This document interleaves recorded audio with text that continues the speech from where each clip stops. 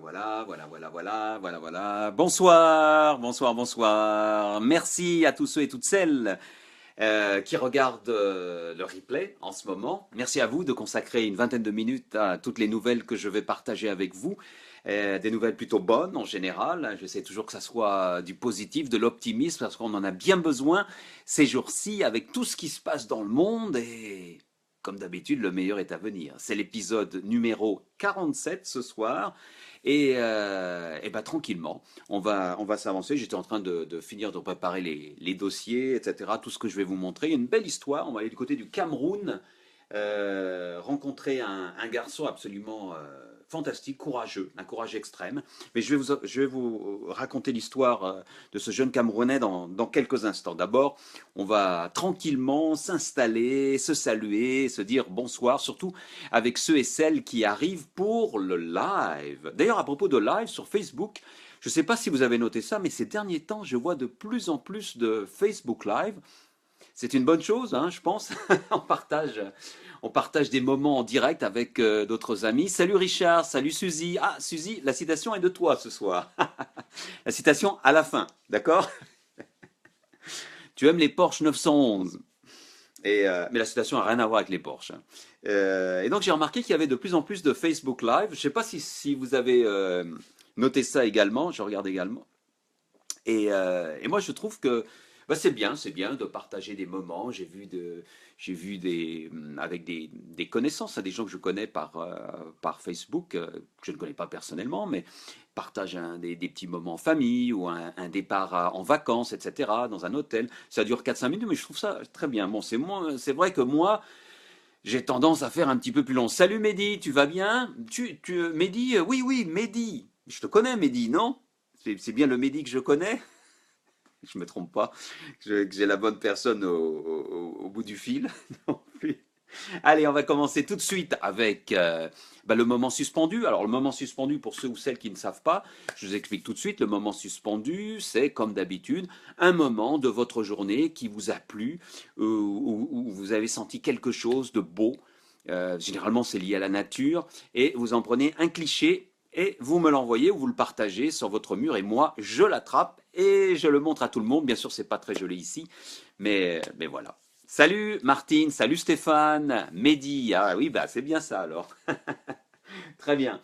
Allez, le moment suspendu du jour, eh ben, c'est l'inévitable Sandra qui fait beaucoup de clichés tous les matins chez elle, dans la campagne angevine, je pense. Salut Stéphane, oui, merci. Et le voici. On le voit pas bien, je le mettrai demain sur la page Le meilleur est à venir. Abonnez-vous si ce n'est pas déjà fait, voyez. Petit matin comme ça, l'aube se lève, s'apprête à la méditation, s'apprête au calme, s'apprête, je sais pas, c'est dommage, Sandra n'est pas là ce soir, mais elle pourrait nous dire quel sentiment elle ressent lorsqu'elle a pris ce cliché à ce moment-là. Salut Sigyn. Et en tout cas, il est très très beau. Et quand je vois ce cliché, vous voyez, ce cliché de Sandra, comme plein de clichés que vous m'envoyez, surtout avec les couchers ou les levées de soleil, qui sont pas des levées ou des couchers de soleil comme on les voit avec le sable, la mer et le palmier. Bon, hein, moi je trouve cela, tiens, il est encore plus grand là. Je trouve que ceux-là sont encore plus beaux. Plus beaux. Alors là, vous voyez pas bien les couleurs, mais les couleurs sont travaillées. Si. Chouchou, il y a quelque chose, il y a quelque chose qui se passe dans ces images. Mais je sais pas si tu as mis un filtre, Sandra, mais ça rend vraiment bien. Et c'est vrai que je l'ai dit déjà plusieurs fois, mais j'ai pas le temps de faire ça. J'ai envie de mettre des citations dessus, d'en faire un bouquin. C'est ces bouquins qu'on regarde pour se relaxer. Alors, regardez bien la photo, mémorisez-la. Ouais, Suzy, hein. Eh ben, il faut les partager, Suzy, tes photos de nuages. N'hésite pas.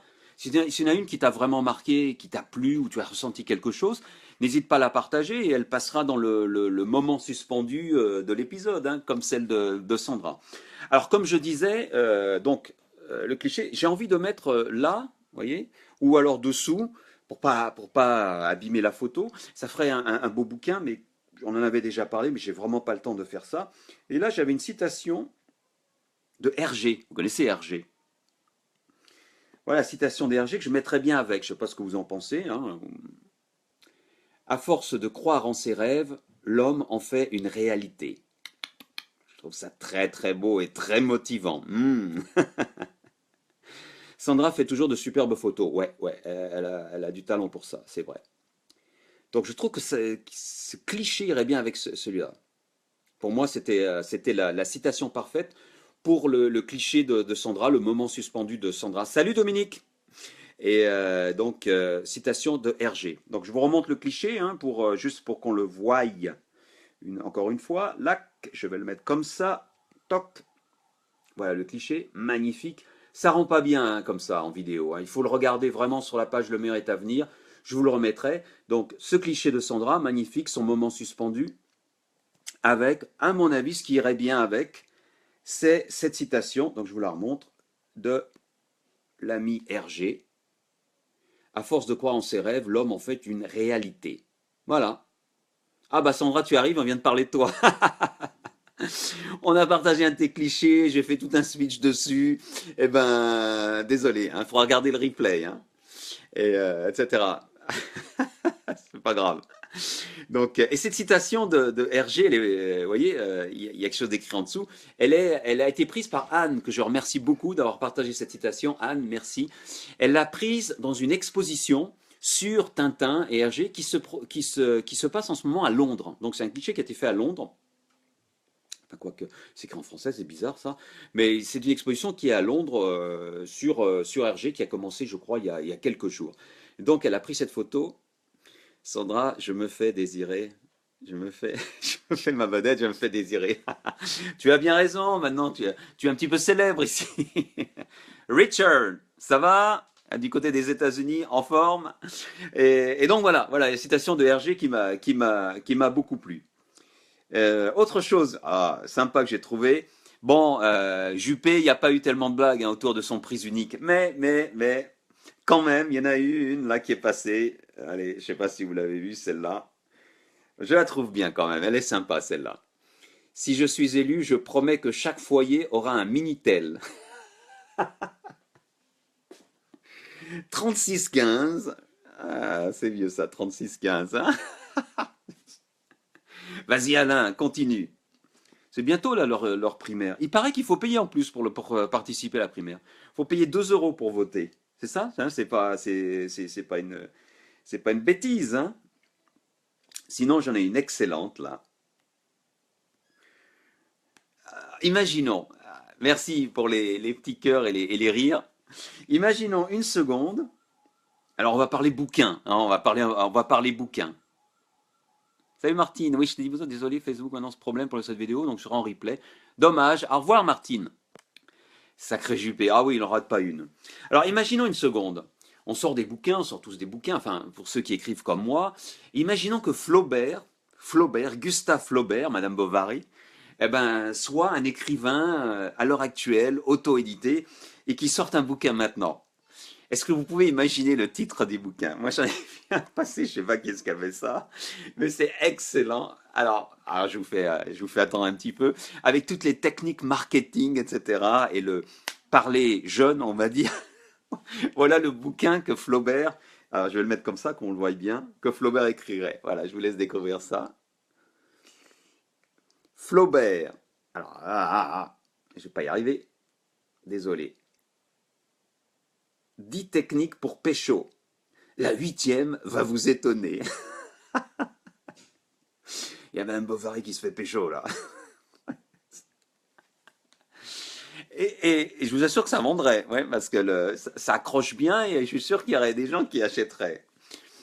Rien à voir avec le nom, hein, Flaubert ou pas. Mais je l'ai trouvé vraiment bien celle-là. Hein. 10 techniques pour pécho Flaubert avec, avec le gars là. Eh, salut toi, ça va? Ce qui est bien, c'est le là. Bon, on y va là, oui, non, hein, c'est bon, hein, c'est fini, oui. Le compteur tourne. Ah non, non, non, il n'y a pas de compteur. Uber.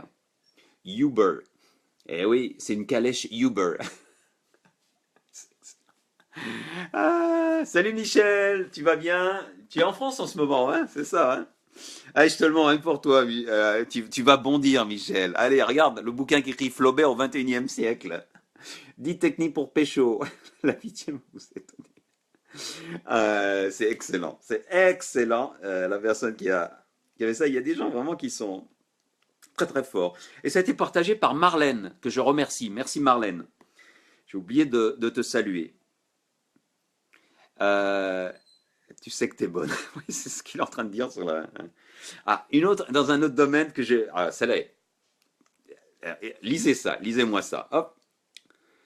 Si ça se trouve, les plantes nous cultivent et nous donnent de l'oxygène jusqu'à ce qu'on se décompose et qu'elles puissent nous consommer.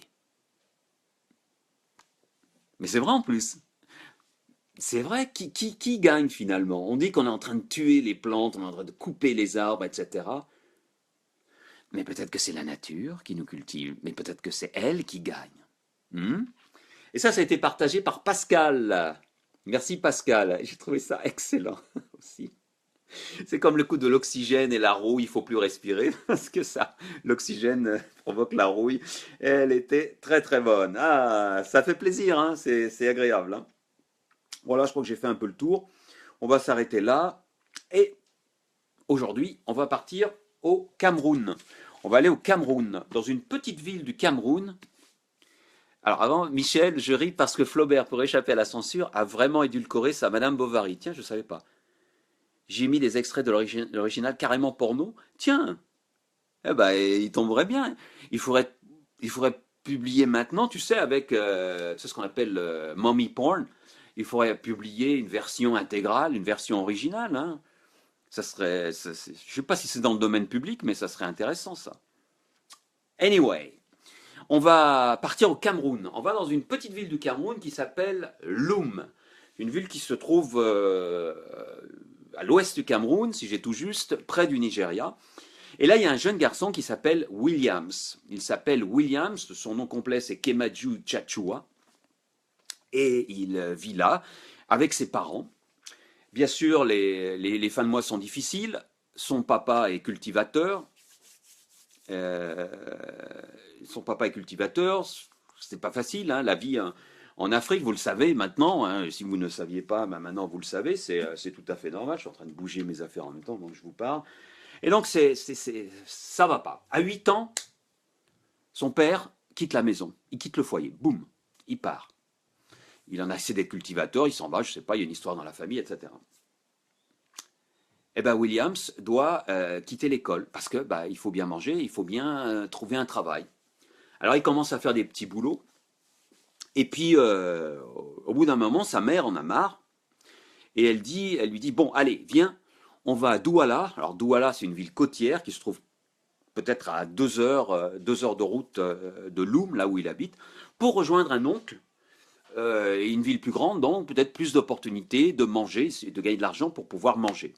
Donc avec sa mère, ils partent, et trois cousins, ils partent avec trois cousins, et ils vont s'installer chez cet oncle à Douala. Les choses sont pas mieux, il fait la manche, il essaye de faire un petit peu de vente à la sauvette, et sur ça, lorsqu'il a 11 ans, un petit peu après, sa mère aussi disparaît. Voilà notre petit garçon, ce petit Camerounais, Williams, tout seul, avec son oncle, en train de faire la manche, et etc. Et quand il arrive à 15 ans, à l'âge de 15 ans, son oncle meurt. Et là, il se retrouve à la rue. Il n'y a plus rien à faire. Il n'y a plus personne pour l'aider. Il y a des membres de la famille, mais Williams comprend bien que ça va pas bien se passer. Et là, il prend la décision que prennent beaucoup de personnes. Vous voyez ça tous les jours. Il décide de partir. De partir pour essayer de trouver un avenir meilleur. Et l'avenir meilleur, pour tous ceux qui partent, eh ben, c'est l'Europe. Et donc Williams, 15 ans, se lance dans un périple très long. Vous voyez où est le Cameroun, en dessous du Nigeria. Il va devoir traverser tout un tas de pays. Alors, il va commencer par passer au Nigeria. Ensuite, du Nigeria, il passe au Niger. Niger, Algérie. Algérie, Maroc. Pourquoi aller jusqu'au nord du Maroc? Je vais vous expliquer ça dans quelques instants. Mais comment il fait ce voyage? Le môme, il a 15 ans. Il a faim. Il a tout perdu. Plus de père, plus de mère. Son oncle est mort. Et donc, il se débrouille comme il peut. Il prend des bus, il prend des taxis-brousses, il marche, il fait du stop. Il essaye tout ce qu'il peut pour arriver.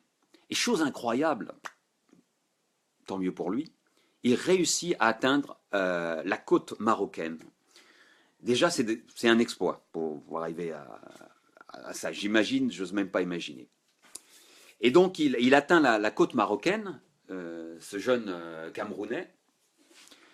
Mais pourquoi la côte marocaine? Parce que sur la côte marocaine, il y a deux enclaves qui appartiennent, vous le savez sans doute, hein, à l'Espagne. Ce que ça va, c'est assez étonnant. C'est un peu comme Gibraltar. D'ailleurs, l'une des enclaves est en face de Gibraltar, ça s'appelle Ceuta. Gibraltar qui appartient aux Britanniques, enfin je ne sais plus exactement si c'est vraiment britannique ou s'il y a un accord avec les Espagnols. Mais les Espagnols ont deux territoires au Maroc, un qui s'appelle Ceuta, et l'autre qui s'appelle Melilla, qui est plus proche de l'Algérie. Et c'est là qu'il va. Il va à Melilla parce que c'est le seul moyen de passer la frontière. Parce que s'il a réussi à passer à rentrer sur le territoire espagnol de Melilla, eh ben, il est en Europe. Donc il a plus de chance.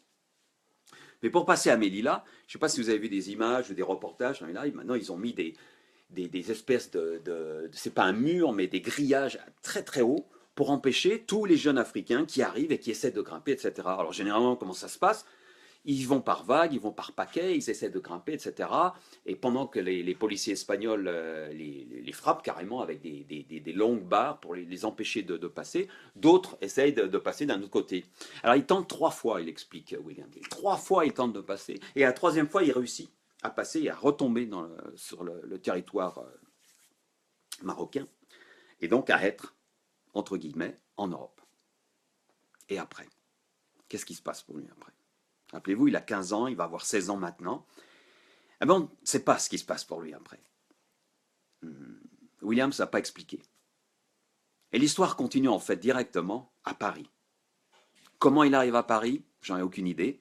Il n'a pas expliqué. Mais il se retrouve à Paris, sans papier, sans famille, sans rien, à errer dans les rues. Pendant quelques jours, il essaye de manger à droite à gauche. Et il ne sait pas quoi faire. Il se dit, je vais prendre un train. Et c'est ça qui est je parle toujours du hasard et des choses comme ça, mais c'est ça qui est formidable. Le hasard l'amène dans une gare. Il y a des trains. Il monte dans un train et il part. Et il arrive quelque part. Il descend du train, il entend des gens parler un petit peu bizarre. Et il pense être en Allemagne. Il dit, tiens, je suis arrivé en Allemagne, bon. De toute façon, tout est perdu. Et au bout d'un moment, il demande, parce qu'il parle français, il demande. Mais en fait, il n'est pas en Allemagne, il est en France. Il a atterri en Bretagne. Mais la première conversation qu'il a entendue, c'était des Bretons qui parlaient en breton.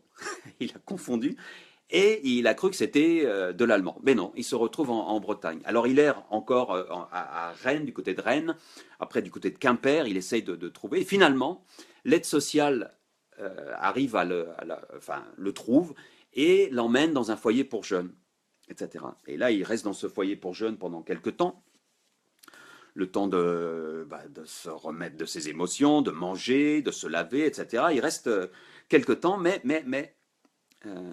tout ne va pas bien. Ça se passe mal dans le foyer et il se retrouve à nouveau à la rue. Il a presque 17 ans. Il se retrouve à nouveau à la rue, sans personne, et il erre dans les rues.